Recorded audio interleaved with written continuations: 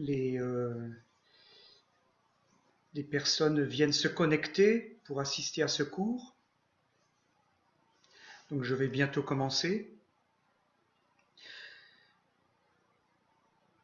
Voilà, je vais débuter. Donc, bienvenue d'abord, bienvenue à ce premier cours de l'ICEP sur le projet européen. Je me présente, Pierre-Emmanuel Thoman, je suis géopolitologue.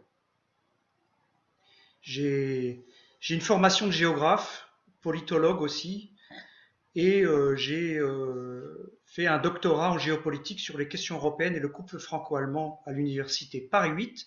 Et j'ai travaillé plus de 15 ans à Bruxelles sur les questions européennes, le lobbying, j'ai représenté une région française auprès de l'Union européenne, et j'ai aussi collaboré à diverses organisations de recherche, des think tanks autour du projet européen, aussi au niveau international.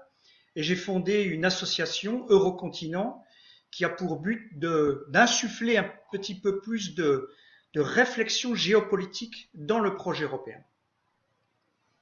Alors, en ce qui concerne le cours, il s'agit de 4 séances, dont la première commence aujourd'hui, 4 séances sur la crise que traverse le projet européen, qui est incarné par l'Union européenne. Et donc, en 4 séances, la première séance se focalisera sur les fondements géopolitiques et historiques du projet européen. Pourquoi le projet européen a émergé? Ensuite, une deuxième séance se focalisera sur le couple franco-allemand, la relation franco-allemande qui est au cœur de ce projet européen et qui est l'épicentre de la crise du projet européen parce qu'il y a une nouvelle rivalité géopolitique franco-allemande. Ensuite, dans une troisième séance, j'aborderai le projet européen et le monde, c'est-à-dire quelles sont les perspectives du projet européen face aux différentes crises qu'il traverse. Ces paradigmes sont-ils ou non adaptés à la configuration géopolitique mondiale? Et enfin, dans une dernière séance, je me focaliserai sur la crise actuelle qui est extrêmement intéressante du point de vue de la géopolitique pour comprendre les évolutions, la pandémie, comment le projet européen fait face à la pandémie du coronavirus. Et donc ces 4 séances se dérouleront de mercredi, jeudi, vendredi, samedi à 14h30. Alors, je vais maintenant aborder la première séance qui est consacrée au fondement géopolitique et historique du projet européen. Pourquoi le projet européen a-t-il émergé? Alors, je fais une petite parenthèse sur la méthode. La méthode géopolitique. La méthode d'analyse géopolitique, c'est un angle qui privilégie l'angle spatial. La définition de la géopolitique, c'est les rivalités de pouvoir sur les territoires et les populations qui peuplent ce territoire à différentes échelles. Donc on examine une problématique géopolitique au niveau régional, national, mondial, on identifie les acteurs, quels sont les acteurs en rivalité, quels sont leurs projets, ça peut être les États-nations évidemment qui ont un rôle extrêmement important, mais aussi des hommes politiques qui ont des représentations du monde, des représentations géopolitiques. Et ensuite, pour bien comprendre la situation géopolitique actuelle, parce que la géopolitique se focalise sur la situation actuelle, et on fait un retour dans l'histoire pour comprendre comment on a pu arriver à la situation actuelle, l'histoire du territoire, qui explique donc la configuration actuelle. Donc il y a toujours un retour, le présent et le passé. Ça c'est l'approche, la méthode d'analyse géopolitique, donc qui est une analyse qui se veut clinique de la situation.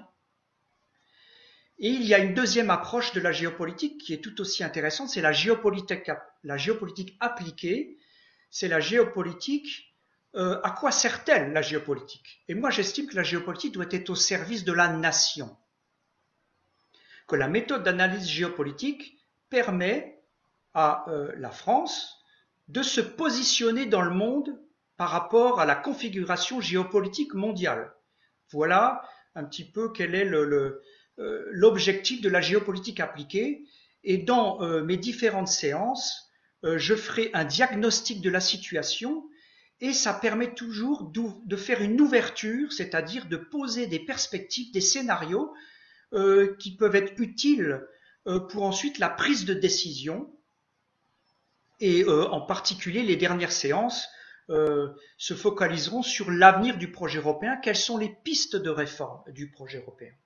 Voilà un petit peu la méthode. Alors, aujourd'hui, donc, maintenant, je vais me focaliser sur notre sujet, les fondements géopolitiques et historiques du projet européen. Tout le monde connaît l'émergence du projet européen qui a donné, avec ses évolutions, l'Union européenne actuelle. Le 9 mai 1950, ce qu'on appelle la déclaration Schuman, il est proposé de mettre en commun le charbon et l'acier, de gérer le charbon et l'acier franco-allemand, mais aussi avec l'Italie, la Belgique, les Pays-Bas et le Luxembourg. Et donc c'était la Communauté européenne du charbon et de l'acier qui a été créée en 1954, qui a été négociée pendant plusieurs années.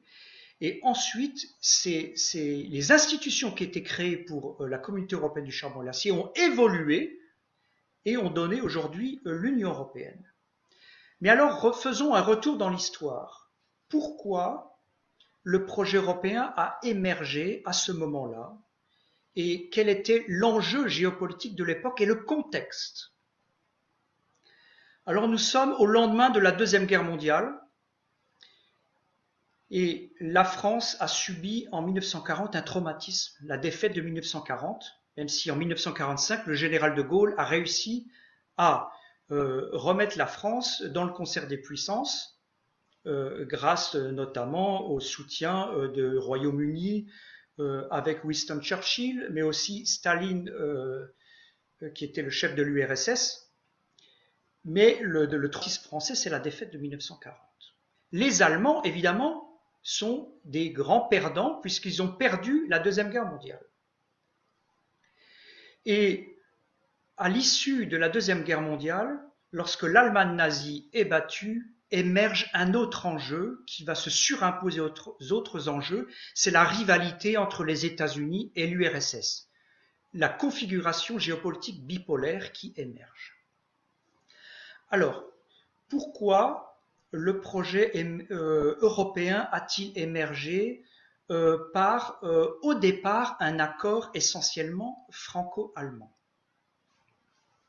Alors, lorsqu'on le remonte dans l'histoire relativement courte, l'État-nation, l'Allemagne, s'est créé en 1870 après la guerre franco-prussienne.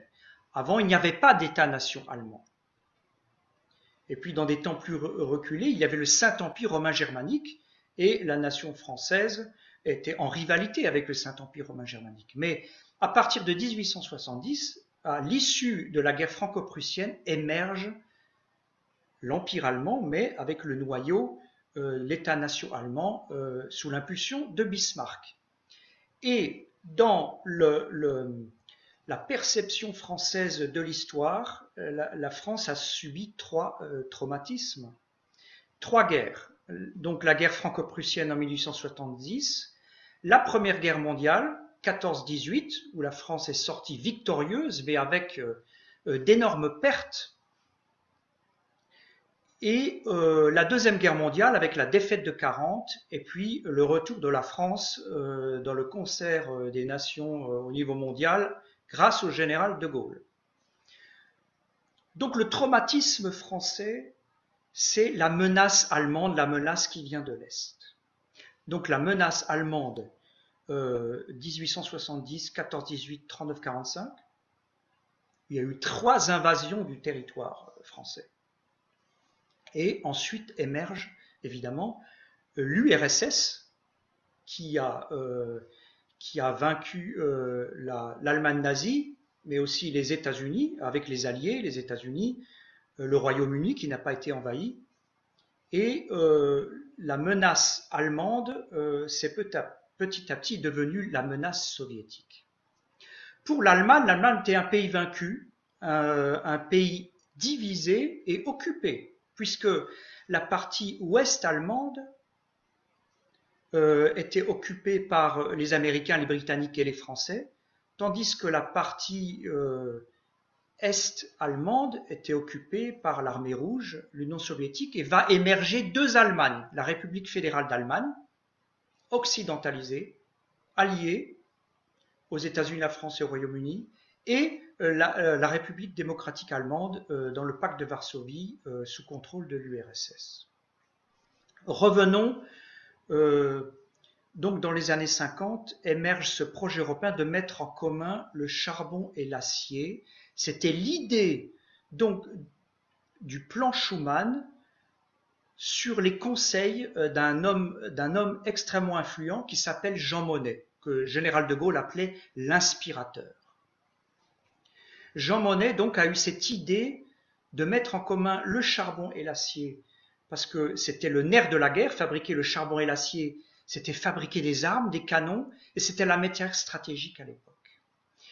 Et il inaugure en quelque sorte une nouvelle manière de construire la coopération dans les relations internationales, c'est-à-dire mettre en commun une matière stratégique entre l'Allemagne et la France qui se surveillent mutuellement à partir d'institutions communes pour s'empêcher de faire la guerre.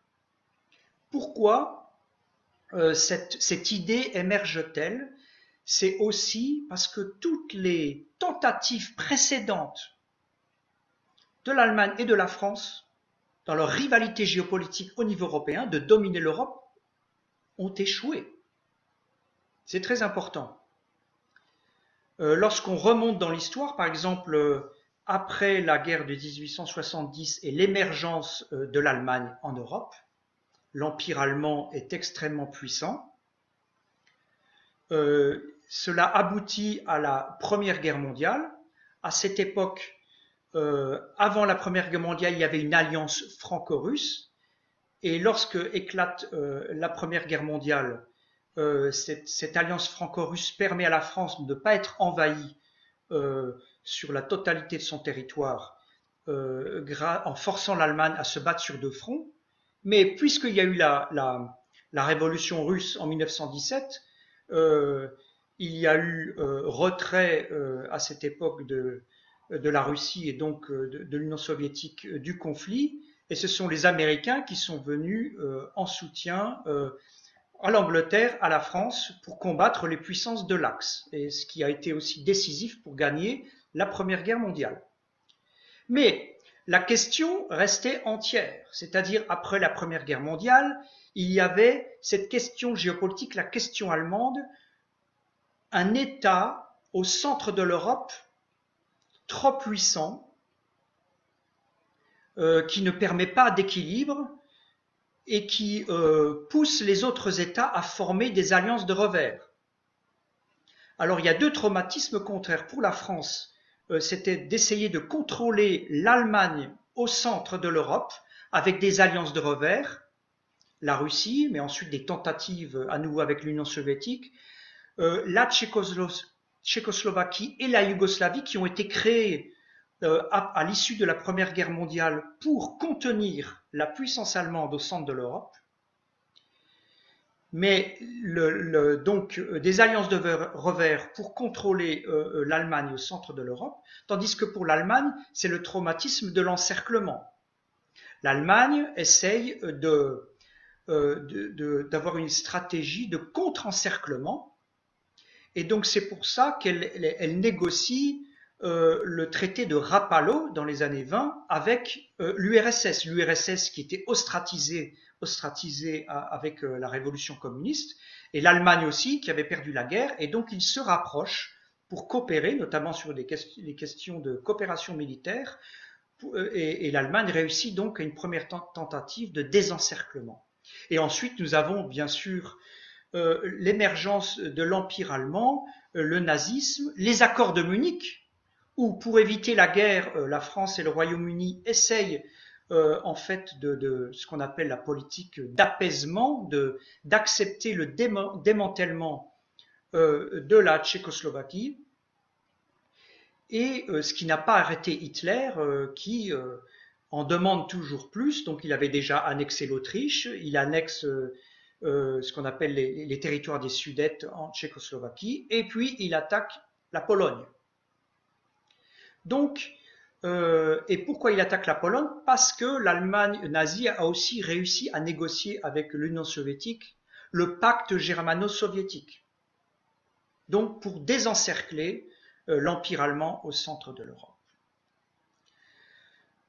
Et donc nous voyons bien qu'après la Première Guerre mondiale, les tentatives, les stratégies géopolitiques rivales de l'Allemagne, de la France, mais aussi du Royaume-Uni, des États-Unis, de l'URSS, n'ont pas réussi à stabiliser l'Europe.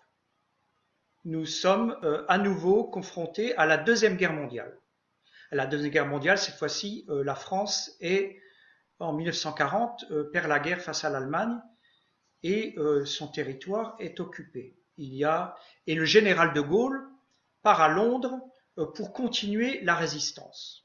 Et c'est à cette époque déjà que Jean Monnet connaissait le général de Gaulle, et Jean Monnet, lui, avait proposé au général de Gaulle et avec les Britanniques, parce qu'il avait beaucoup de contacts chez les Anglo-Saxons, d'une fusion franco-anglaise pour continuer la guerre. Mais évidemment, cette proposition n'avait pas abouti. Mais lorsque la France est battue, le général de Gaulle choisit d'aller à Londres pour continuer le combat avec les Alliés. Par contre, Jean Monnet part aux États-Unis, parce que lui, il considérait que la clé de la victoire se situera aux États-Unis. Il est allé soutenir comme manager, c'était un manager extrêmement compétent et reconnu parce qu'il avait beaucoup de contacts chez les Anglo-Saxons, pour aider la machine de guerre américaine à se mettre en place. Donc, toutes les tentatives allemandes et françaises de stabiliser l'Europe, mais aussi d'éviter la guerre, ont échoué dans le passé. Donc il y a un double traumatisme franco-allemand, et c'est là que cette idée de projet européen émerge. Mais ce n'est pas seulement une idée franco-allemande. En réalité, le projet européen, tel qu'il émerge pour la mise en commun du charbon et de l'acier, le nerf de la guerre, pour en fait neutraliser cette rivalité franco-allemande, est autant un projet franco-allemand qu'un projet germano-américain. Pourquoi? Parce qu'il faut se replacer dans le cadre de la guerre froide. Pour les États-Unis et pour l'Allemagne, leur perception de sécurité est différente de la France.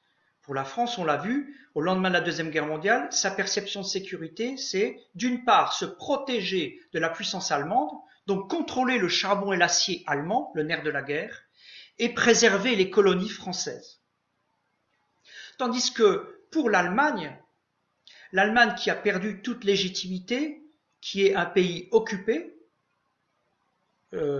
qui est le grand perdant de la Deuxième Guerre mondiale, c'est de regagner une légitimité auprès des Alliés, en tout cas en Allemagne de l'Ouest, et de se protéger vis-à-vis de l'URSS, qui est devenue la menace prépondérante, parce que le territoire de l'ancien empire allemand a été découpé et émerge la République démocratique allemande avec le soutien de l'URSS à l'Est, donc une menace.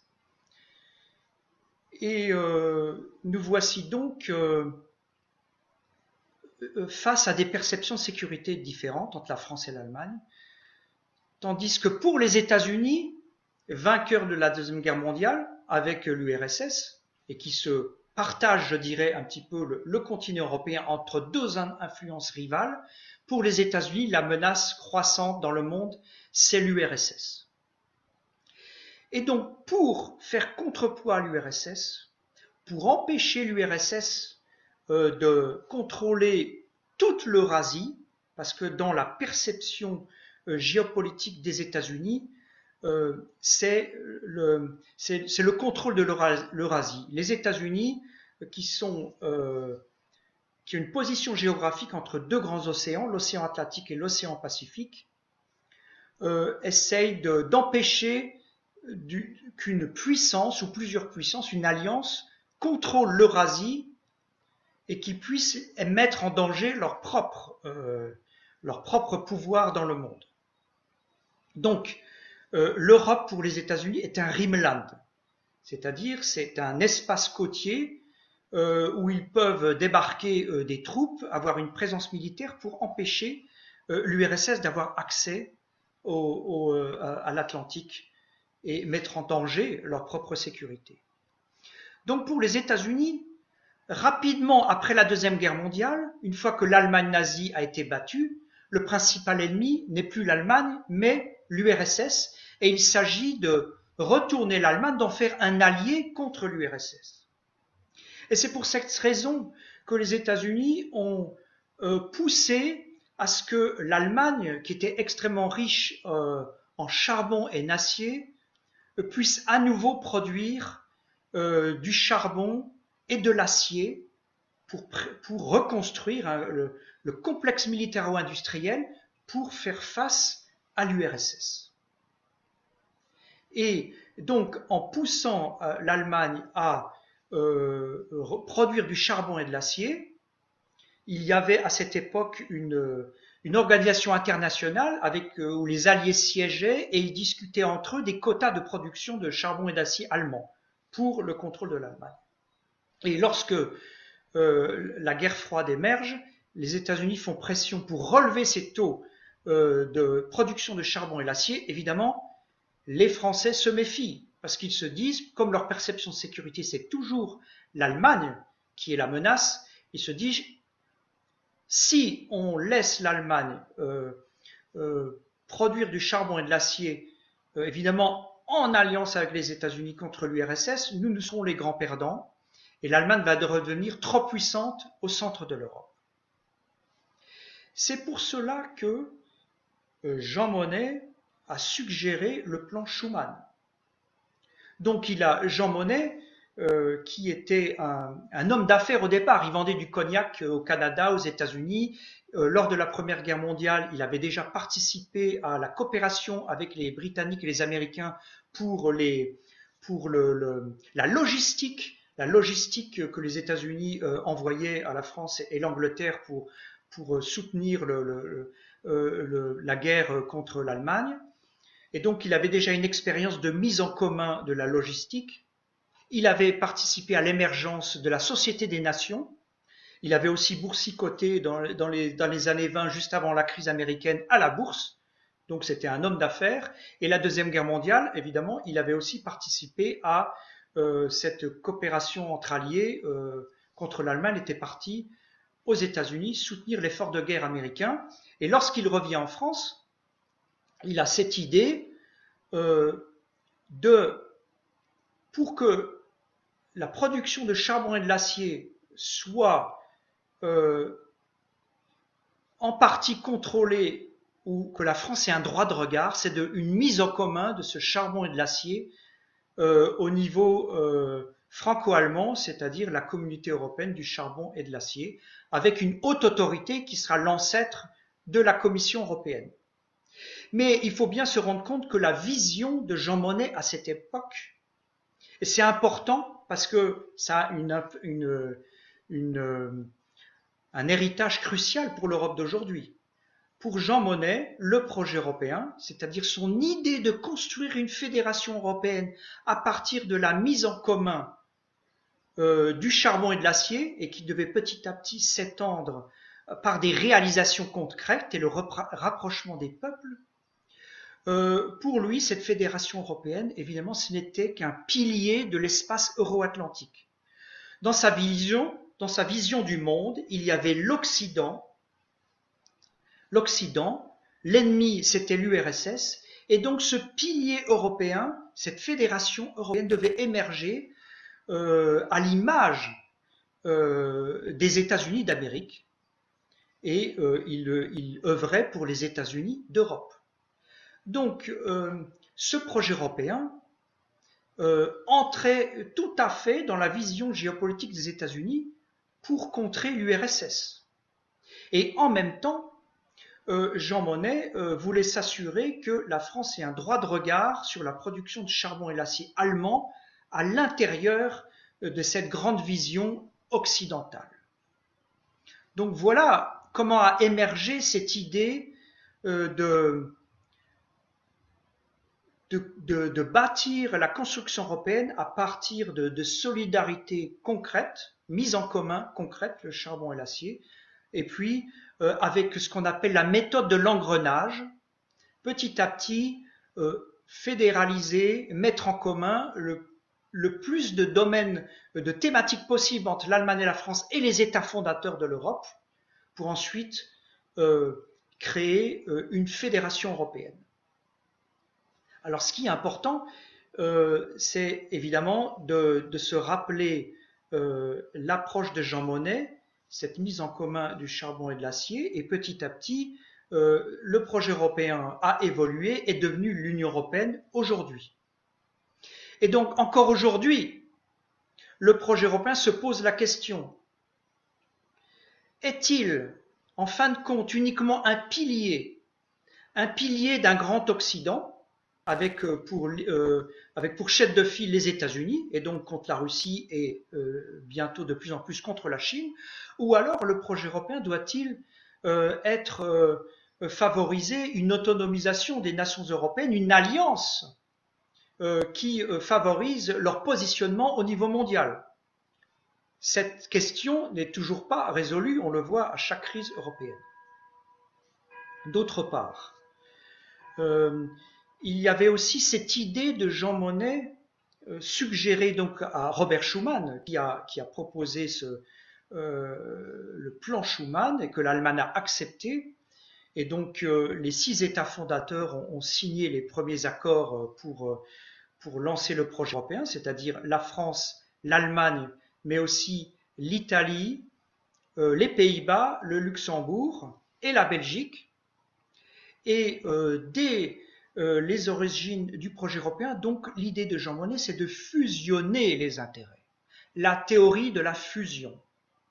Et qui ne plaisait pas d'ailleurs à l'époque au général de Gaulle, qui l'appelait Jean Monnet, c'est l'inspirateur, parce que lui, il avait une conception classique de la nation, de la souveraineté nationale.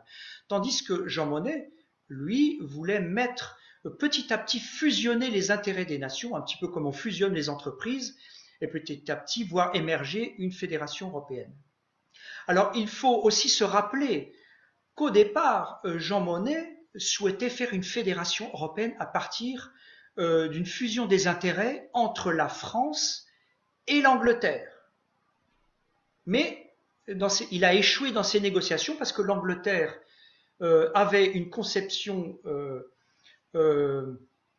classique de la souveraineté, ne souhaitait pas s'engager dans cette approche de mise en commun de la souveraineté, et aussi c'était un héritage géopolitique, c'est-à-dire le Royaume-Uni est une île, et donc le Royaume-Uni, encore aujourd'hui, ne se sent pas totalement faisant partie de cet ensemble européen continental. On le voit aujourd'hui avec le Brexit. Et l'Angleterre regarde vers le grand large. Donc les Britanniques, à cette époque, souhaitaient toujours regarder vers le grand large, garder leurs alliances privilégiées avec le Commonwealth, les pays anglo-saxons, mais soutenir un projet européen pour contrebalancer l'URSS, qui était aussi son ennemi commun. Mais donc Jean Monnet, qui n'a pas réussi à convaincre les Britanniques, s'est reporté sur l'Allemagne. Et donc c'est avec Konrad Adenauer, qui est le chancelier allemand, le père de la République fédérale allemande, parce que la première constitution de la République fédérale allemande a été inaugurée en 1949, après la défaite allemande. Et donc Konrad Adenauer, qui était un homme rhénan, il venait de la partie rhénane de l'Allemagne, il se méfiait de la Prusse, parce que c'est la Prusse qui a fait l'unification allemande avec Bismarck. Lui, c'était un Rhénan, donc orienté vers l'Occident, et déjà dans les années 20, il souhaitait une coopération franco-allemande renforcée. Et donc il s'est laissé convaincre par Jean Monnet, qui agissait évidemment aussi pour le compte des intérêts américains, qui était de rapprocher les États européens pour créer une fédération européenne alliée aux États-Unis, dans la configuration dans laquelle les États-Unis, évidemment, en seraient les chefs de file pour contrebalancer l'URSS. Alors, dans sa conception de fusion des intérêts, c'est très intéressant de voir ce qu'il écrivait à l'époque, lorsqu'il a proposé le plan Schuman, parce qu'il avait cette idée déjà de dépasser les frontières. C'est une question cruciale, les frontières en Europe. Aujourd'hui, on le voit avec les différentes crises, la crise des migrants, la crise avec la pandémie du coronavirus, la réticence des européistes et des institutions européennes à fermer les frontières, parce que le projet européen est basé sur l'élimination des frontières. Alors, je vais vous lire cet extrait qui est extrêmement intéressant, ce qu'a écrit dans ses mémoires Jean Monnet. Alors, l'objectif immédiat de la doctrine de la fusion est de résoudre la question des rivalités territoriales. Alors, je le cite, « La richesse conjointe était au premier chef celle du charbon et de l'acier, dont la France et l'Allemagne se partageaient inégalement, mais de façon complémentaire, les bassins naturels inscrits dans un triangle géographique que les frontières historiques coupaient artificiellement. Ces frontières, de hasard, étaient devenues, à l'âge industriel, dont la naissance coïncida avec celle des doctrines nationalistes, des obstacles aux échanges, puis des lignes d'affrontement. Les deux peuples ne se sentirent plus en sécurité s'ils ne possédaient pas en propre toute la ressource, c'est-à-dire tout le territoire. La rivalité se tranchait par la guerre qui ne réglait le problème que pour un temps. Le temps de préparer la revanche. Or, le charbon et l'acier étaient à la fois la clé de la puissance économique et celle de l'arsenal où se forgeaient les armes de la guerre. Ce double pouvoir leur donnait alors une formidable signification symbolique que nous avons oubliée, pareille à celle que revêt aujourd'hui l'énergie nucléaire. Les fusionner par-dessus les frontières serait leur ôter leur prestige maléfique et les tournerait au contraire en gage de paix. Donc on le voit, à l'origine même du projet européen, cette question d'effacement des frontières est fondamentale. D'où l'idéologie aujourd'hui du sans frontières qui est si ancrée dans le projet européen. Mais évidemment, cette question de l'Europe sans frontières, c'était entre les États fondateurs. Et la frontière était tenue fermement avec notamment les armées de l'OTAN vis-à-vis de l'URSS. Donc, ce sans frontières prenait tout de même en compte la réalité géopolitique de l'époque. Mais aujourd'hui, petit à petit, lorsque l'URSS a disparu, le projet européen a eu tendance à garder cette idéologie des frontières sans voir que d'autres menaces se profileraient à l'horizon, notamment le terrorisme islamiste, la question migratoire, et puis aujourd'hui la pandémie. Mais donc on voit à quel point dans les fondements même du projet européen, la question des frontières est fondamentale. Alors, si je reprends en 1950, donc la fusion du charbon et de l'acier, donc qui servait les intérêts des États-Unis pour recommencer à faire marcher le complexe militaire industriel européen et notamment allemand pour faire pièce à l'URSS et pour avoir aussi une activité économique, une prospérité économique européenne pour ne pas laisser les partis communistes émerger.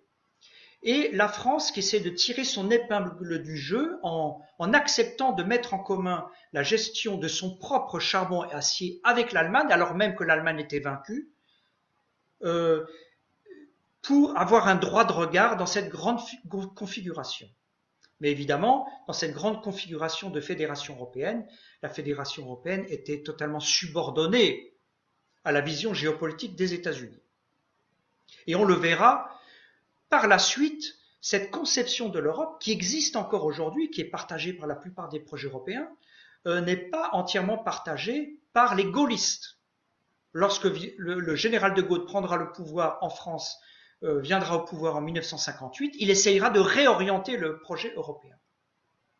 Et en fonction d'une Europe des nations, une Europe des États, et l'Europe comme une troisième force entre URSS et États-Unis, même si l'alliance avec les États-Unis était de mise tant que l'URSS existait, mais avec une autonomisation plus forte de l'Europe. Et donc ces deux conceptions de l'Europe perdurent aujourd'hui. Alors, la mise en commun du charbon et de l'acier dans les années 50, donc l'objectif poursuivi par la France, l'Allemagne, les 6 États fondateurs, donc avec l'Italie, les Pays-Bas, la Belgique, le Luxembourg. Il faut se rappeler que dans la proposition de Jean Monnet, quand il y a eu l'idée de procéder à une fusion des intérêts franco-allemands, l'idée européenne est venue assez rapidement, mais le soir même, il le dit lui-même dans ses mémoires, j'ai eu cette idée d'avoir l'Italie, mais aussi les Pays-Bas, le Luxembourg, la Belgique, comme État fondateur dans le projet européen, en fait pour équilibrer un petit peu les relations entre la France et l'Allemagne avec des pays centre-nord, Pays-Bas, Belgique, et puis l'Italie au sud. Donc voilà un petit peu comment a émergé le projet. Et donc il y a une négociation pendant plusieurs années, comment créer ces nouvelles institutions, la nouvelle autorité, donc cet ancêtre de la Commission européenne, qui aujourd'hui évidemment est sous les feux de l'actualité avec les différentes crises, et aussi l'invention en fait de l'approche néo-fonctionnaliste.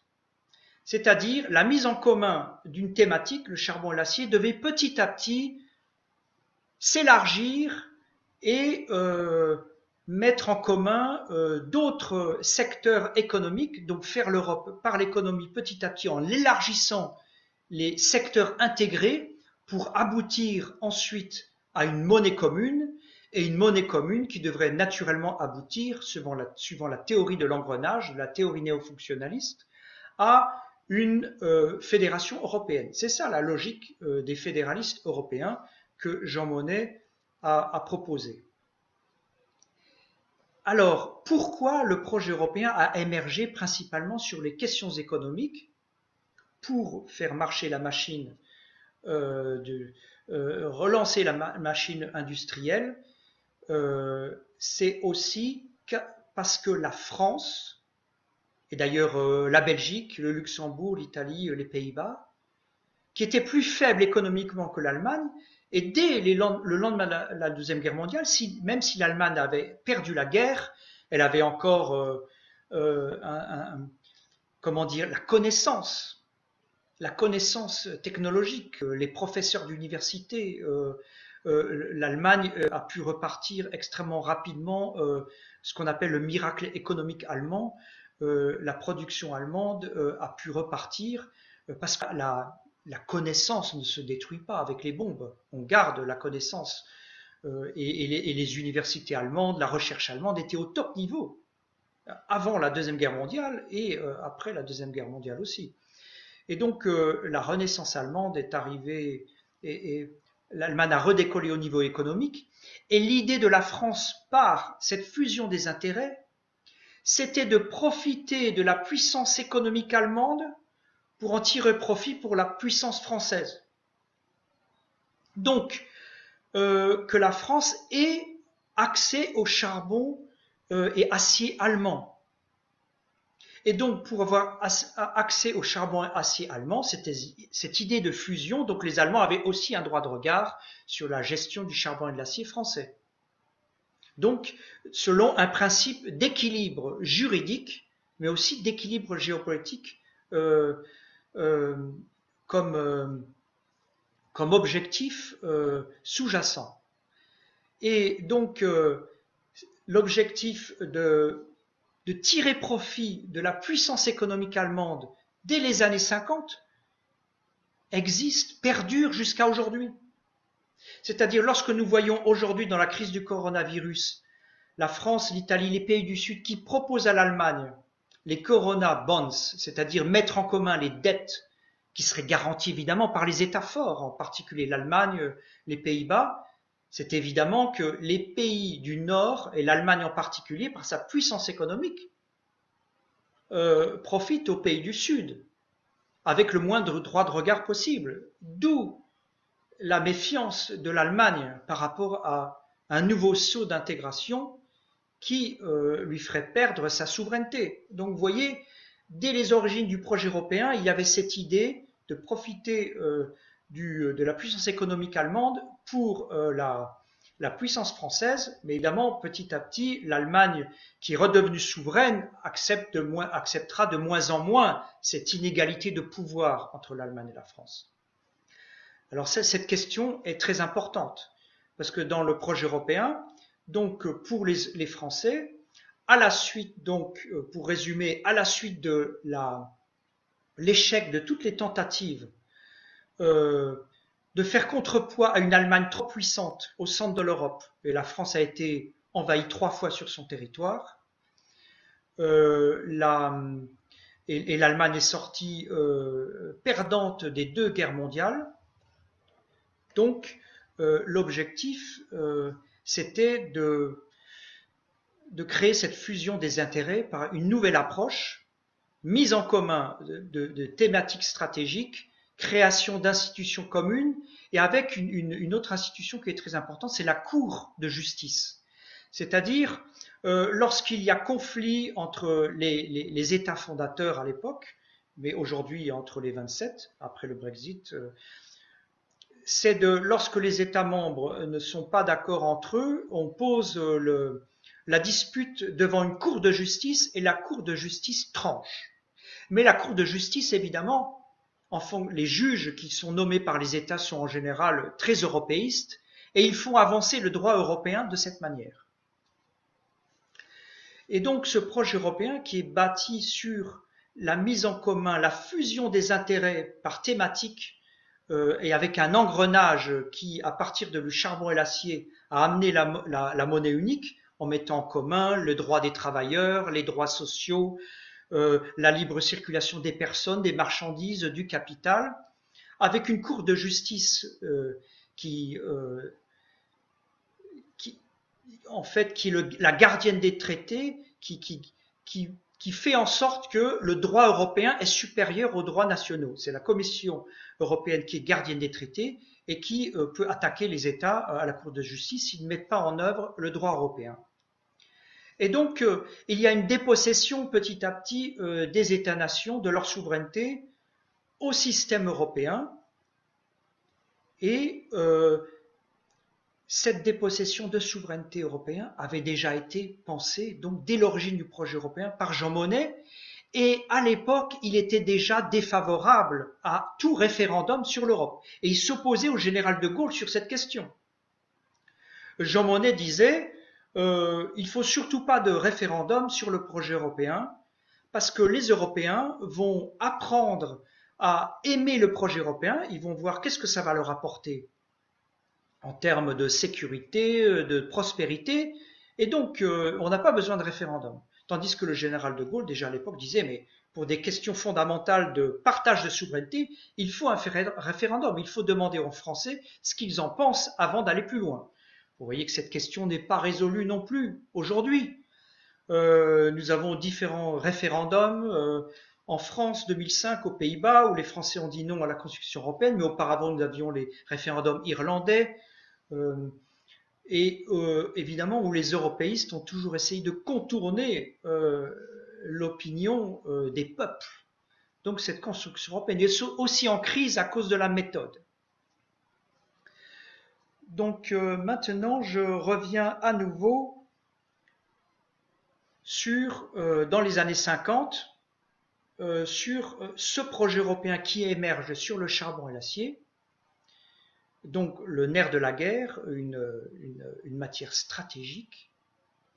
Et je vais vous expliquer pourquoi ce projet européen, en fait, s'est surtout focalisé sur les questions économiques et non pas militaires. Parce que la question s'est posée très rapidement à l'époque. Nous étions, donc je l'ai dit, pendant la guerre froide, l'ennemi commun, c'était l'URSS. Que s'est-il passé en 1950? En 1950, il y a la guerre de Corée.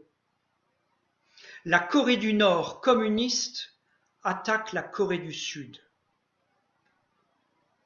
Donc, la Corée du Nord attaque la Corée du Sud communiste.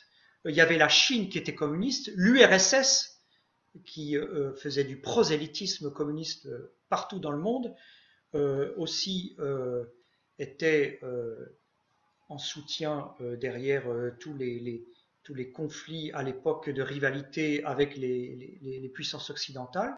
Et donc lorsque la Corée du Nord attaque la Corée du Sud, c'est la panique chez les Européens. C'est la panique chez les Européens, pourquoi? Parce que, en particulier en Allemagne, ils se sont dit, si la Corée du Nord attaque la Corée du Sud en Asie, de l'autre côté du continent eurasien, et puisque l'on raisonne au niveau mondial avec la rivalité entre les États-Unis et les puissances occidentales contre l'URSS qui menacent de contrôler toute l'Eurasie, on peut s'attendre à éventuellement une attaque de l'Allemagne de l'Est communiste sur l'Allemagne de l'Ouest. Donc c'est ce qu'on appelle un contre-coup géopolitique. Le conflit en Asie, en Corée, a des répercussions sur la vision du monde et les décisions en Europe. Et nous étions à cette époque donc dans cette rivalité bipolaire, les États-Unis et leurs alliés contre l'URSS, et l'OTAN avait déjà été créée. L'OTAN avait été créée en 1949. Donc l'OTAN, et au départ, la France par exemple était un État fondateur de l'OTAN, et le Royaume-Uni aussi, et les États-Unis, et au départ, l'OTAN avait pour objectif aussi de se prémunir contre l'Allemagne, comme le retour d'une Allemagne puissante. Il faut bien se rendre compte que l'OTAN n'était pas au départ dans l'esprit des Français dirigé contre l'URSS principalement, mais autant contre l'Allemagne. Donc l'Allemagne n'appartenait à aucune alliance militaire. Et lorsque éclate cette guerre de Corée, se pose la question, évidemment, c'est les États-Unis qui ont poussé à ce que l'Allemagne se réarme rapidement. Et Konrad Adenauer, dont l'objectif était de retrouver la souveraineté pour l'Allemagne qui avait perdu la guerre, donc qui était sous occupation des Alliés, les Américains, les Français, les Britanniques, et puis l'Allemagne de l'Est, la DDR, coupée du territoire de la République fédérale allemande. Son objectif était de regagner la confiance des Alliés et de reconstruire une armée allemande pour éviter une invasion du pacte de Varsovie, à partir peut-être du territoire de la DDR, l'Allemagne communiste. Et donc Adenauer, c'était une opportunité pour regagner en puissance, pour revenir dans le jeu des nations souveraines. Et les États-Unis, évidemment, ont poussé à ce que l'Allemagne se réarme. Et Jean Monnet, donc, qui avait eu cette idée de mettre en commun le charbon et l'acier sous pression des États-Unis, donc dans le cadre de la guerre froide pour faire pièce à l'URSS, mais aussi pour que la France ait un droit de regard sur ce qui se passe en Allemagne, s'est dit je vais accélérer le processus. Je vais accélérer ce processus. La crise, cette guerre en Corée, qui pourrait être un modèle d'une nouvelle crise en Europe, je vais en profiter pour essayer d'accélérer l'émergence d'une fédération européenne.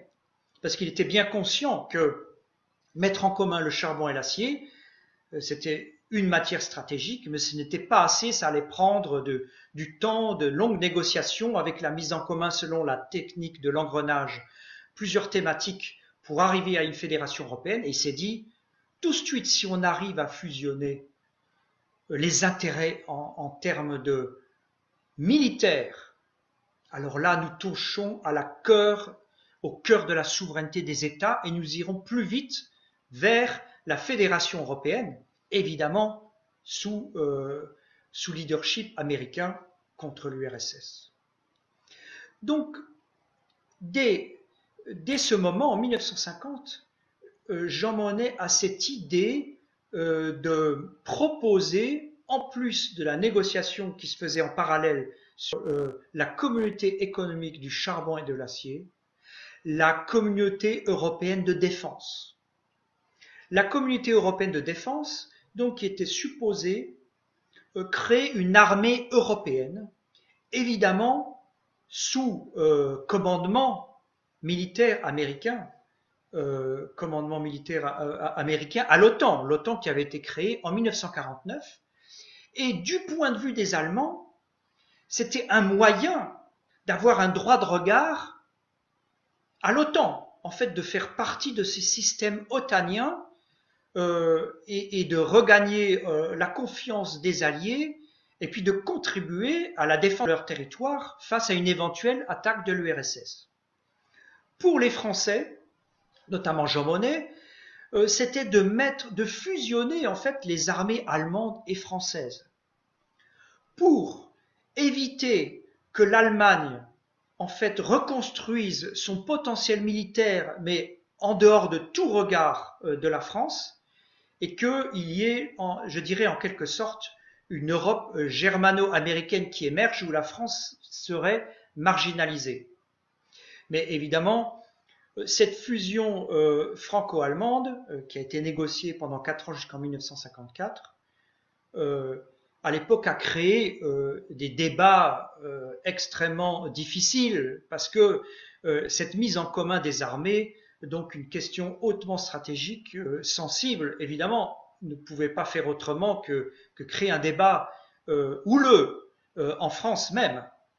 Pour les Allemands, c'était différent parce qu'eux, ils n'avaient plus la confiance des Occidentaux, ils voulaient montrer qu'ils étaient les meilleurs alliés. Et pour eux, la question ne se posait pas, ils gagneraient en souveraineté. Tandis que pour les Français, si on se replace à l'époque, la priorité des Français, c'était de se prémunir de la menace, la résurgence de la puissance allemande, de préserver les colonies françaises, l'Empire français. Il faut savoir qu'à cette époque aussi, les Britanniques avaient leur propre empire, qui n'était pas encore tout à fait démantelé. Et donc, il y avait déjà les guerres coloniales. La France menait déjà les guerres coloniales d'abord en Indochine et ensuite en Algérie.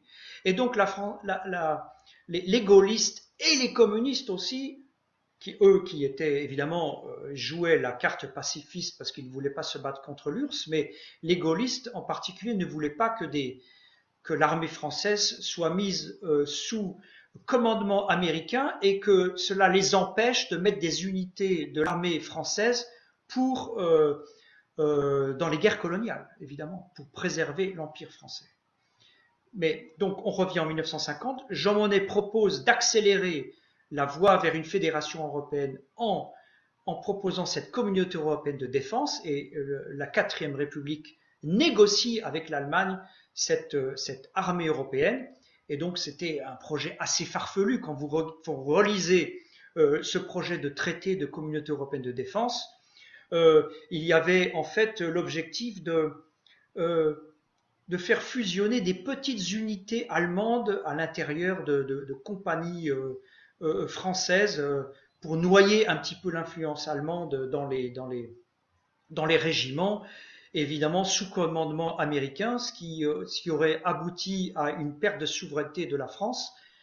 Et en fait, en cas de guerre, je ne sais pas si une telle armée aurait été efficace sur le terrain avec des unités françaises et allemandes mélangées, parce que la fusion des nations, notamment en ce qui concerne l'outil militaire, c'est quand même difficile. Donc, euh, la communauté européenne de charbon et de l'acier, qui est proposée pour ratification, pour discussion au Parlement français et ensuite une éventuelle ratification, en fait, elle est refusée par les Français parce que les gaullistes, alliés aux communistes, ont fait tomber le projet à l'Assemblée nationale. Et grande déception des Allemands. Grande déception des Allemands. D'ailleurs, Konrad Adenauer, à cette époque, a dit c'est un jour noir pour l'Europe. Parce que lui, évidemment, il avait cette idée de rapprocher l'Allemagne des États-Unis et puis de reconstruire le potentiel militaire-industriel allemand pour se prémunir d'une attaque éventuelle de l'URSS. Et donc, une fédération européenne sur les questions militaires a échoué en 1954. Et c'est pour cette raison que la construction européenne, parce que la négociation sur la communauté européenne du charbon et de l'acier s'est poursuivie, ensuite il y a eu, mais sur les questions plus économiques. Et l'Allemagne, en fait, est entrée dans l'OTAN par la suite. Donc, l'Allemagne est entrée dans l'OTAN, donc sans contrôle de la France, mais en réalité, cette communauté européenne de défense aurait abouti à quelque chose d'assez similaire. Donc, l'Allemagne entre dans l'OTAN, mais la construction européenne, issue de la mise en commun du charbon et de l'acier, suit son propre chemin. Ensuite a été négocié un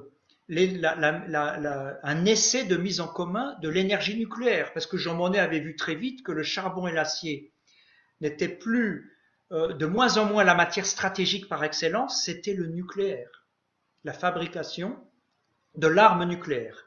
Et donc, il a essayé aussi de proposer au niveau européen une communauté européenne à l'énergie atomique.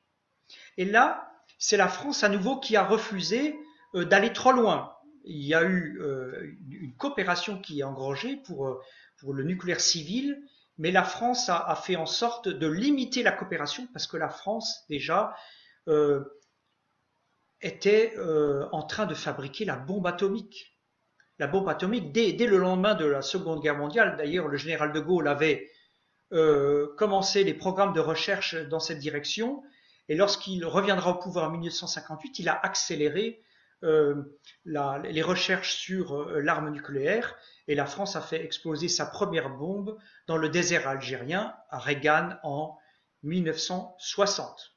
Et la France voulait éviter que l'Allemagne ait l'arme nucléaire, parce que dès le départ dans le projet européen, il faut bien voir que du point de vue moral, c'est la France qui propose à l'Allemagne de fusionner les intérêts, donc c'est la France qui a le beau rôle, à l'Allemagne vaincue, de lui offrir une égalité juridique dans le projet européen, dans les institutions européennes, et de créer un système avec de droits de regard réciproques.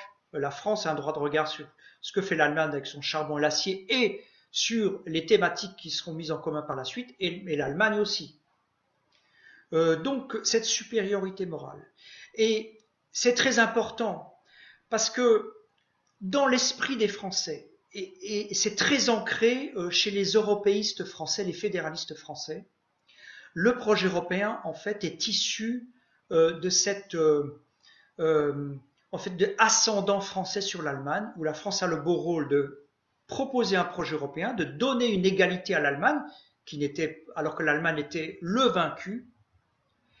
Et c'est pour ça que dans l'esprit des fédéralistes français, le projet européen est la marque de l'ascendant de la France sur l'Allemagne, alors même que dans la réalité du terrain, petit à petit, l'Allemagne est redevenue plus puissante au centre de l'Europe et n'accepte plus cet ascendant, cette différence de pouvoir, et petit à petit, c'est l'Allemagne qui est au centre du projet européen, qui a pris l'ascendant sur la France. Mais dans l'esprit des intégrationnistes fédéralistes français, ils ont du mal à se défaire de cette idée de projet européen qui met la France au centre et qui a un ascendant, où la France devient le leader du projet européen, où la France en fait utilise la puissance économique allemande pour sa propre puissance, et la France reste une puissance politique et militaire, et reste le chef de file. Évidemment, cette configuration aujourd'hui ne fonctionne plus.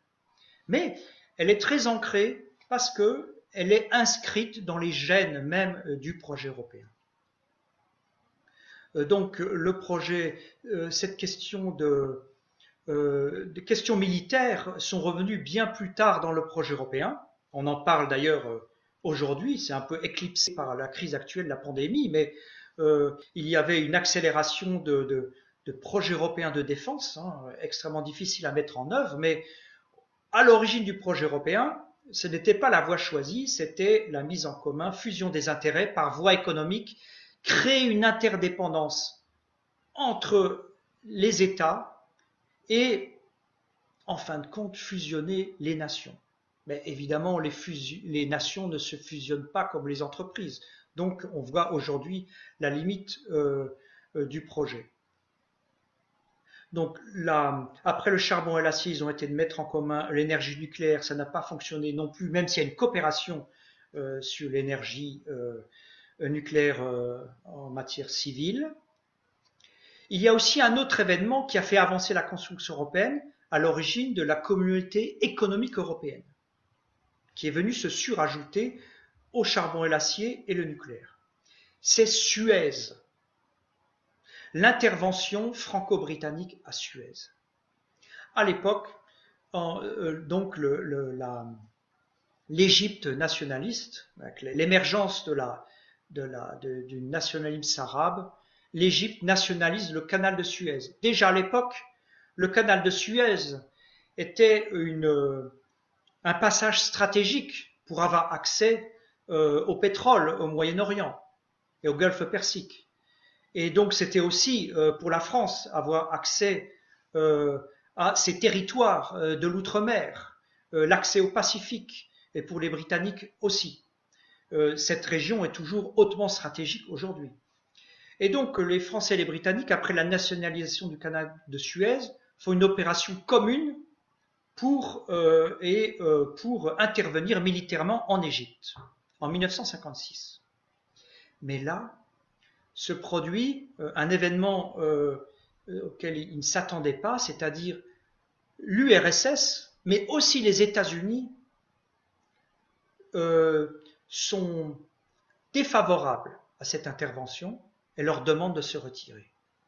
Parce que États-Unis, URSS, dans l'ordre bipolaire du monde, tous les deux se partagent en quelque sorte le monde, en deux grandes zones d'influence en Europe, et en fait, ils créent un condominium mondial, c'est-à-dire sur la question de Suez, ils s'entendent entre eux pour faire échouer cette opération franco-britannique pour que les pays européens perdent entièrement leur lien, leur colonie, leur empire.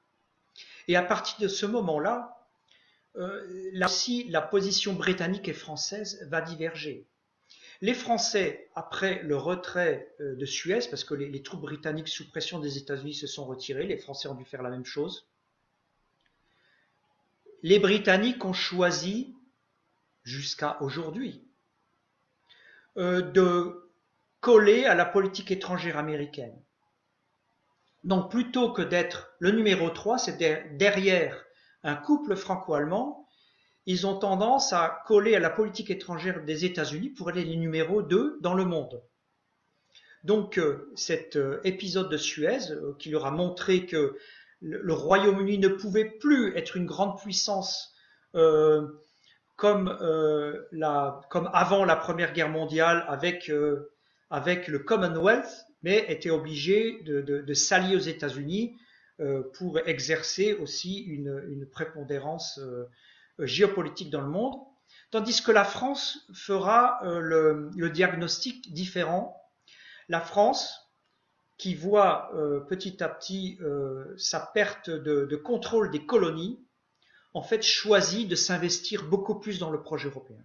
Et c'est pour ça que la France finalement décide d'aller plus avant et de négocier la communauté économique européenne avec la libre circulation des travailleurs, la libre circulation des marchandises, la libre circulation des capitaux, la libre circulation des services, les quatre libertés qui aujourd'hui sont un petit peu avec l'euro l'aboutissement du projet européen, le noyau dur de ce projet européen, et qui aujourd'hui évidemment est en danger, en état de fragmentation avec la crise du coronavirus, la pandémie. Donc voilà pourquoi le projet européen a évolué vers les questions économiques et non pas les questions militaires au départ. Alors, voici un petit peu les grands enjeux géopolitiques des origines du projet européen, où, comme je l'ai dit, c'était une méthode révolutionnaire parce que elle mettait la France dans le beau rôle de tendre la main à l'Allemagne sur un pied d'égalité alors même que l'Allemagne était battue. Mais la France avait aussi le traumatisme de la guerre de 1940. Et ce projet européen, évidemment, n'a pu voir le jour que dans le contexte de la guerre froide, avec le soutien des États-Unis.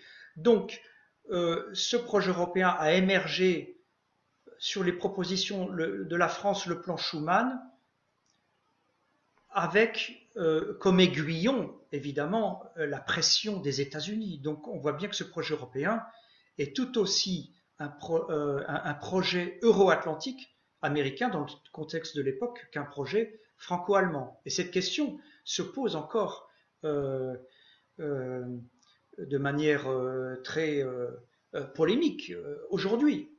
La France et l'Allemagne n'ont pas la même vision du projet européen.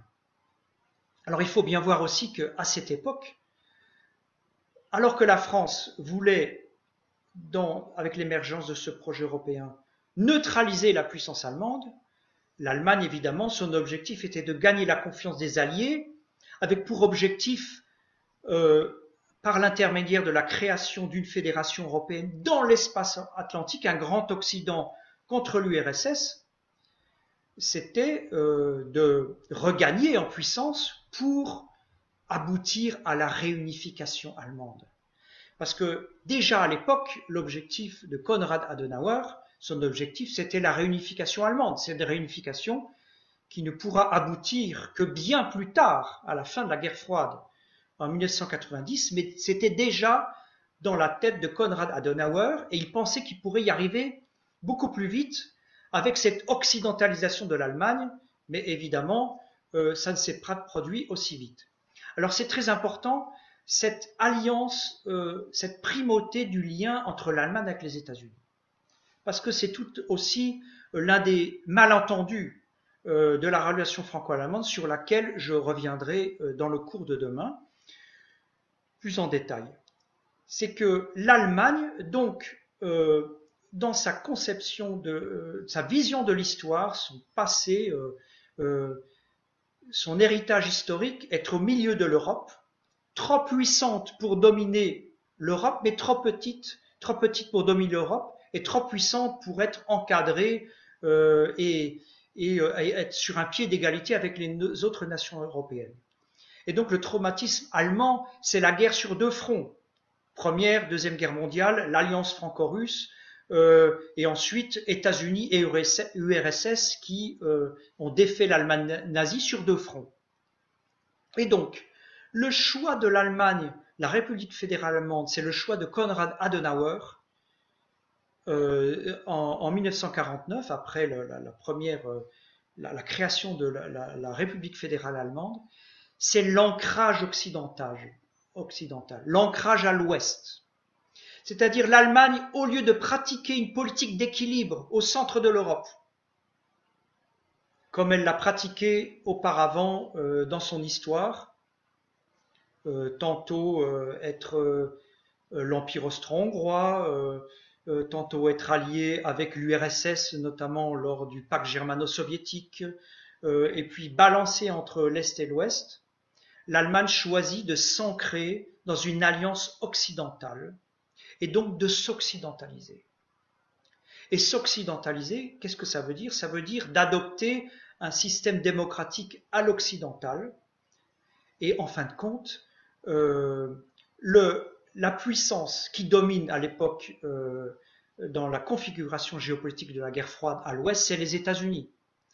Donc évidemment, l'ancrage à l'ouest de l'Allemagne pour faire partie de cette alliance occidentale, pour éviter une invasion de l'URSS, c'est évidemment l'alliance entre l'Allemagne, la nouvelle alliance qui émerge entre l'Allemagne et les États-Unis est primordiale et passe avant la relation franco-allemande.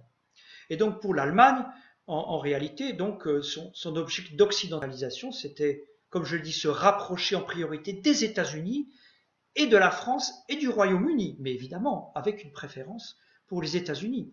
Et c'est pour ça qu'en quelque sorte que l'Allemagne aussi, dans son occidentalisation, avec le projet européen pour l'aider à reconstruire son économie, mais selon je dirais, en adoptant la démocratie libérale occidentale, c'est américanisé beaucoup plus que la France.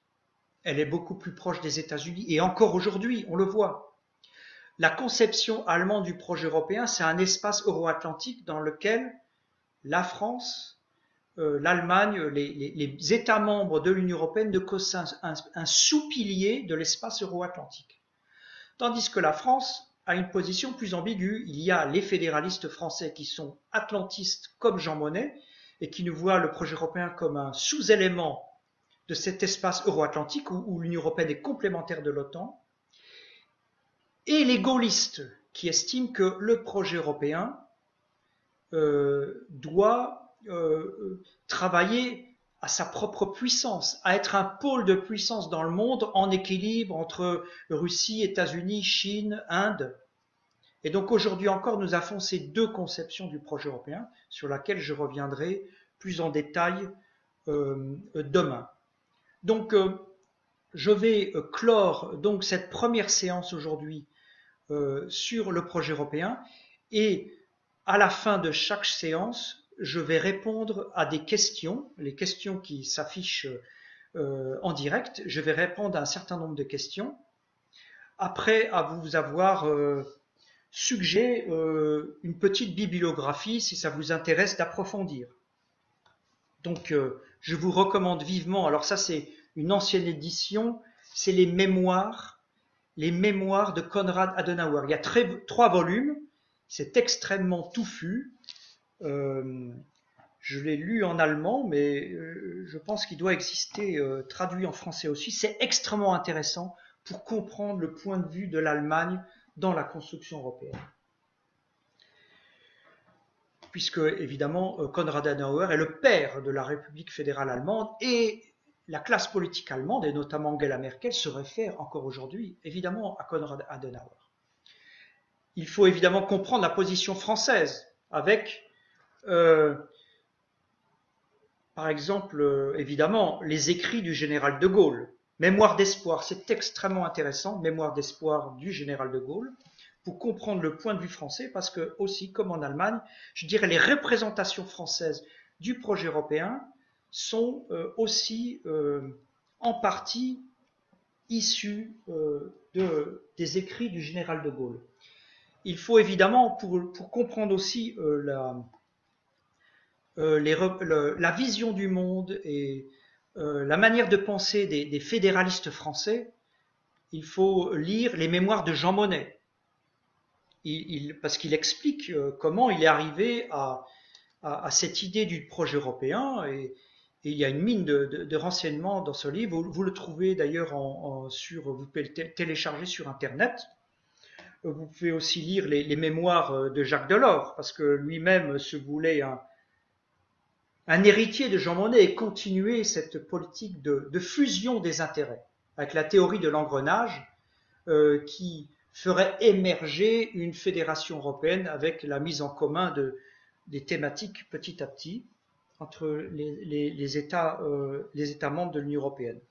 Je vous conseille aussi C'était de Gaulle de Alain Perfit, qui reprend des réflexions du général de Gaulle je dirais, qui sont très intéressantes aussi, parce qu'elles n'apparaissent pas forcément dans les mémoires du général de Gaulle.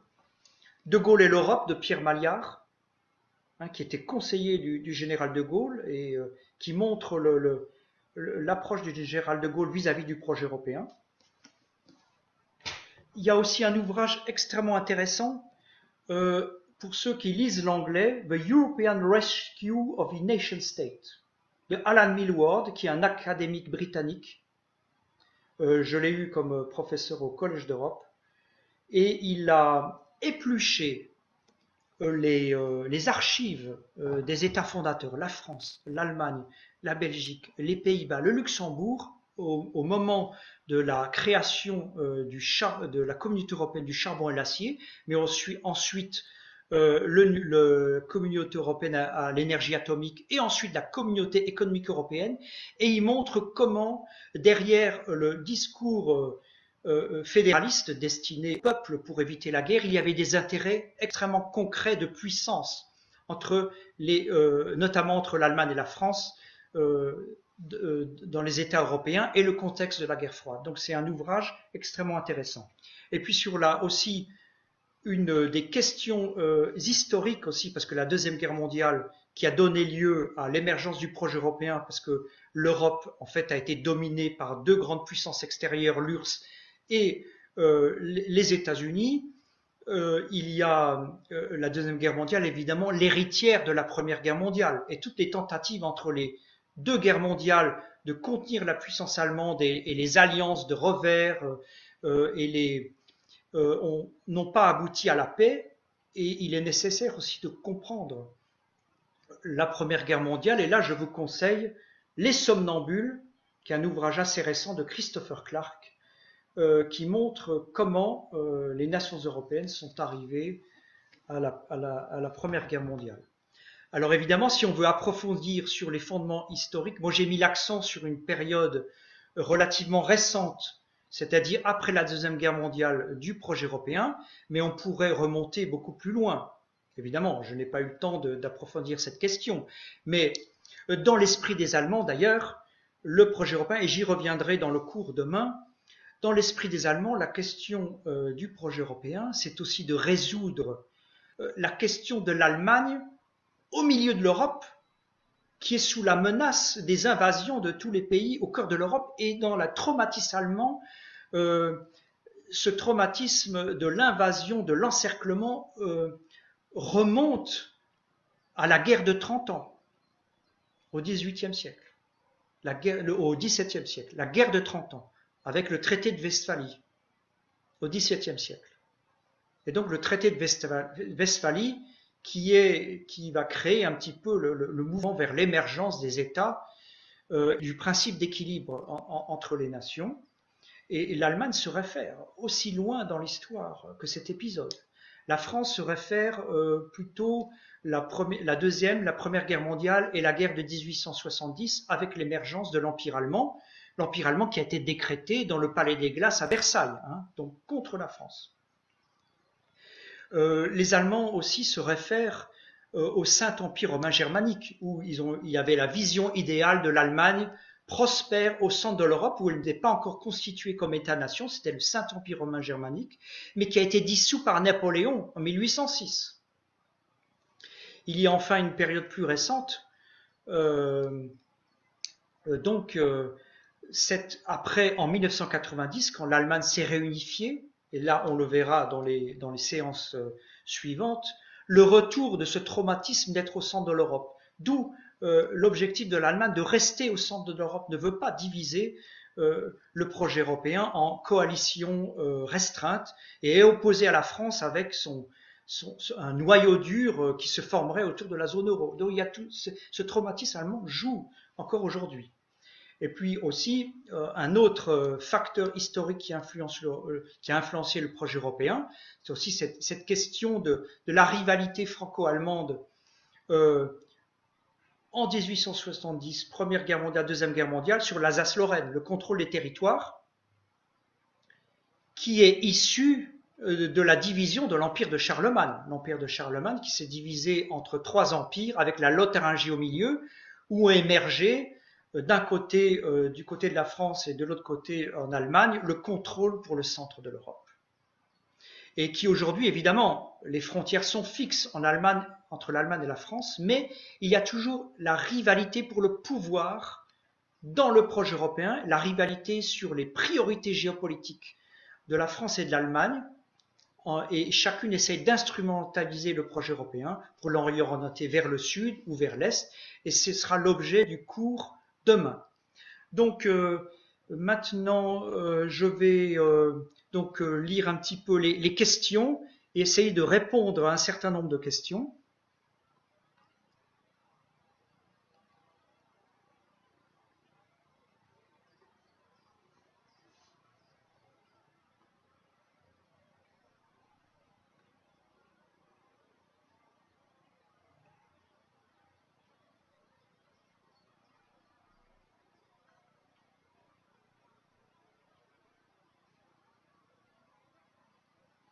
Alors, il y a des questions évidemment sur beaucoup de questions sur les enjeux actuels du projet européen, la question euh, du projet européen vis-à-vis de la Russie et des États-Unis que je vais traiter dans les cours suivants, mais évidemment qui est une question fondamentale parce que dès le départ, ce projet européen a été pensé pendant la guerre froide. Pendant la guerre froide, donc le projet européen est un sous-ensemble de la stratégie aussi euro-atlantique contre l'URSS. Et le projet européen a du mal à se défaire de cette conception. C'est pour ça qu'aujourd'hui, l'Union européenne se dit complémentaire aujourd'hui de l'OTAN. L'OTAN et l'Union européenne qui soi-disant n'ont plus d'ennemis, parce que l'URSS a disparu, mais on voit bien que pour l'OTAN, l'ennemi, c'est encore la Russie, c'est implicite, mais c'est encore l'ennemi, d'où la crise à l'OTAN lorsque le président français Emmanuel Macron a dit que l'OTAN est en état de mort cérébrale parce que la Russie et la Chine sont les ennemis de l'OTAN alors que ce ne sont pas des ennemis pour nous, et donc il faut repenser le projet européen par rapport à l'OTAN. Mais évidemment, le projet européen qui a été pensé aussi en complémentarité avec l'OTAN et dans la conception géopolitique mondiale des États-Unis est basé sur des paradigmes issus de la guerre froide. Et donc, les deux principes du projet européen à l'époque, donc, du point de vue de la France, faire un équilibre avec l'Allemagne et avoir une alliance européenne avec les États-Unis pour contrepoids vis-à-vis de l'URSS, ces deux questions sont aujourd'hui remises en cause car les équilibres à l'époque de la guerre froide, qui étaient plutôt en faveur de la France parce qu'il y avait un ascendant français sur l'Allemagne, l'Allemagne était coupée en deux, et donc il y avait ce projet européen qui pouvait émerger avec une Allemagne coupée en deux, avec l'Allemagne de l'Ouest, et il y avait un ennemi commun qui était l'aiguillon pour se rassembler en alliance avec les États-Unis à la chute du mur de Berlin, la chute du communisme, la disparition de l'URSS, la réunification allemande a créé un déséquilibre franco-allemand et nous avons perdu un ennemi commun. Donc les perceptions de sécurité changent. Donc c'est des questions que je vais approfondir dans les cours suivants.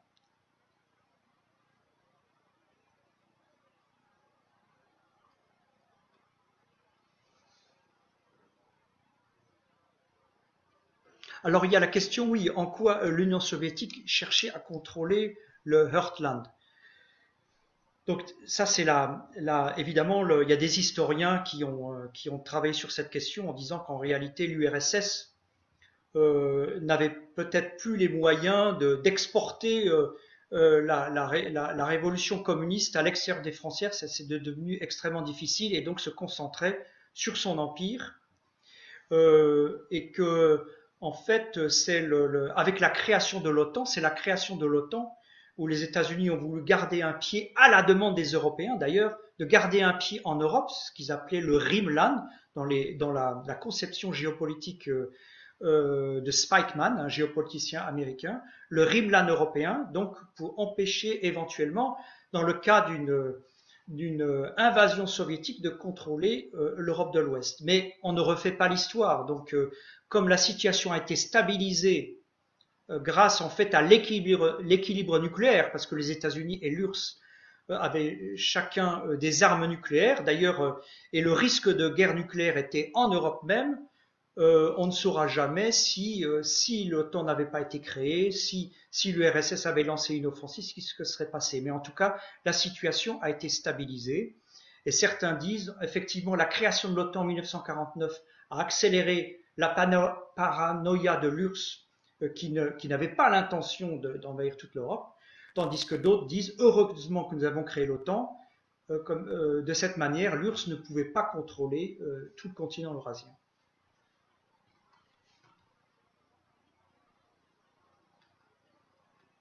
Alors pourquoi De Gaulle a décidé de quitter l'OTAN?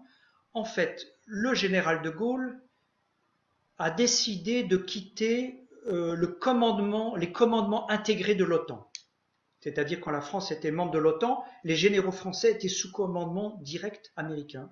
Et en cas de nucléaire, c'était très important parce qu'il fallait réagir extrêmement vite.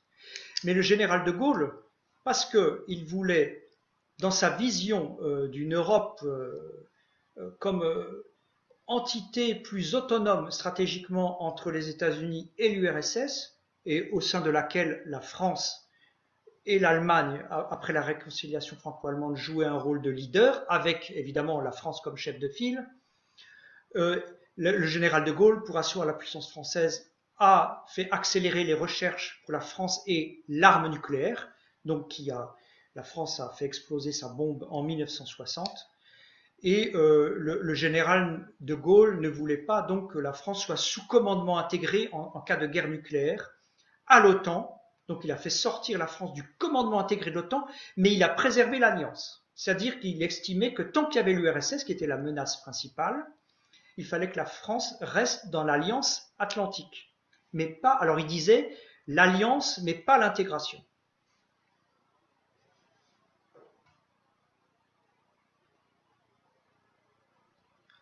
Alors, effectivement, la frontière rhénane, effectivement, existait, est une très ancienne frontière. Alors, je vous ai lu, effectivement, le commentaire de Jean Monnet qui parle des frontières maléfiques et qu'il fallait fusionner le charbon et l'acier au-dessus des frontières qui n'étaient là par hasard, évidemment. C'est la vision c'était la vision de Jean Monnet qu'il fallait effacer les frontières et qui, en fait, est une vision évidemment qui fait fi de l'histoire, de l'héritage historique, parce que évidemment cette frontière sur le Rhin est beaucoup plus ancienne et comme je l'ai rappelé tout à l'heure, de la division de l'empire Charlemagne en 3 empires avec la Lotharingie, la lutte entre la France qui s'est érigée petit à petit en nation et le Saint-Empire romain germanique de l'autre pour le contrôle de la Lotharingie est fondamentale pour comprendre aussi le projet européen. Si on s'intéresse à l'histoire longue du projet européen, je n'ai pas eu le temps d'expliciter cet aspect, je me suis concentré sur les temps plus courts par manque de temps. Et évidemment, aujourd'hui, il y a la France et l'Allemagne. Moi-même étant alsacien, je comprends un petit peu mieux peut-être qu'un Parisien la mentalité allemande, mais je vois bien qu'il y a une différence fondamentale entre l'Allemagne et la France et qui restera. Les nations ne fusionnent pas et c'est extrêmement important pour la suite du projet européen. Si on veut un projet européen crédible, une alliance européenne et qui ne prévoit pas une fusion des nations qui est utopiste, évidemment, c'est une question fondamentale.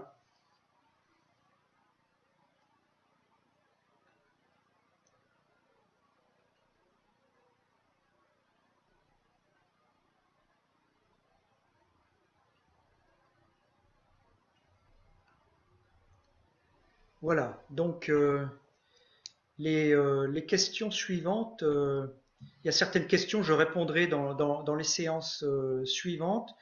Donc, je vais clore cette première séance. Et donc, ce qui est important, demain, je vais aborder la nouvelle rivalité géopolitique franco-allemande, demain jeudi à 14h30. Et je vais procéder de la même manière. Pendant 1 heure, soulever les enjeux et ensuite je vais répondre aux questions et donner une petite bibliographie. Voilà. Je vous remercie d'avoir suivi ce cours et j'espère que ça vous a intéressé. Et à la suite, nous allons poursuivre demain. Merci, au revoir, à demain.